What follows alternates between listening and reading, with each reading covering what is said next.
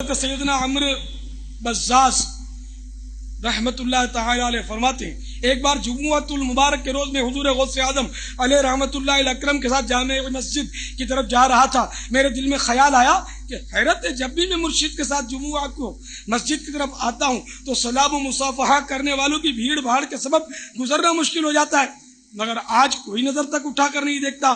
میرے دل میں اس خیال کا آنا تھا کہ حضور غوث اعظم علیہ رحمت اللہ اکرم میری طرف دیکھ کر مسکرائے اور بس.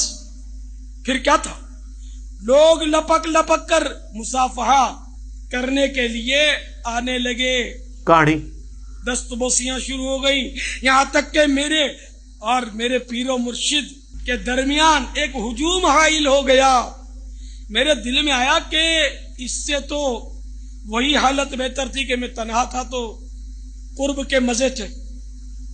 دل میں یہ خیال آتے ہی آپ رحمت اللہ تعالی علیہ نے مجھ سے فرمایا، اے عمر، تم ہی تو ہجوم کے طلبگار تھے، تم جانتے نہیں کہ لوگوں کے دل میری مٹھی میں ہیں، اگر چاہوں تو اپنی طرف مائل کر لوں اور چاہوں تو دور کر دوں. آپ کو پتا یہ بڑی مشہور حدیث ہے بخاری اور مسلم دونوں میں، سیدنا اسامہ ابن زید سے متعلق. ایک جنگ کے دوران کافر سے مڑ بھیڑ کے دوران جب وہ کافر ان کی تلوار کے نیچے آیا تو اس نے کلمہ پڑھ دیا، لیکن انہوں نے پھر بھی اسے قتل کر دیا. بعد میں قلق تھا، نبی الاسلام کی خدمت میں حاضر ہوئے کہ یا رسول اللہ اس طرح لڑائی ہوئی، وہ میری تلوار کے نیچے آیا، کلمہ پڑھ دیا، پھر بھی میں نے اسے قتل کر دیا. تو نبی الاسلام فرمایا تو نے اسے کیوں قتل کیا؟ کہ یا رسول اللہ اس نے اوپر سے کلمہ پڑھا تھا ڈر کی وجہ سے، اندروں وہ کافر تھی. ہو سکتا ہے یہ بات ٹھیک بھی ہو، ہم بھی یہی ججمنٹ کرتے، لیکن نبی الاسلام نے فرمایا کیا تو نے اس کا دل چیر لیا تھا؟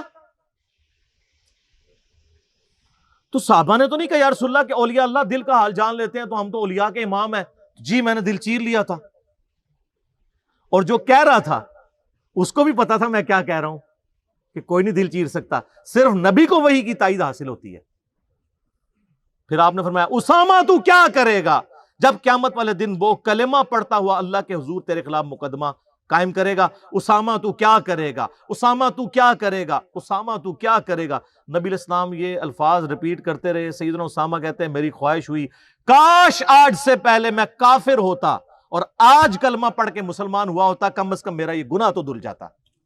ہوئے ہوئے، اسامہ ابن زید عام بندہ نہیں. صحیح بخاری میں حدیث ہے کہ نبی علیہ السلام زانوں پہ ایک طرف حسن ابن علی کو بٹھاتے تھے تو دوسرے طرف اسامہ ابن زید کو، حضور کے بچوں کی مانت، پوتا حضور کا صلی اللہ علیہ وآلہ وسلم. بڑے بڑے صحابہ غصے کی حالت میں نبی علیہ السلام کو اپروچ نہیں کرتے تھے تو اسامہ ابن زید سے سفارش کرواتے تھے.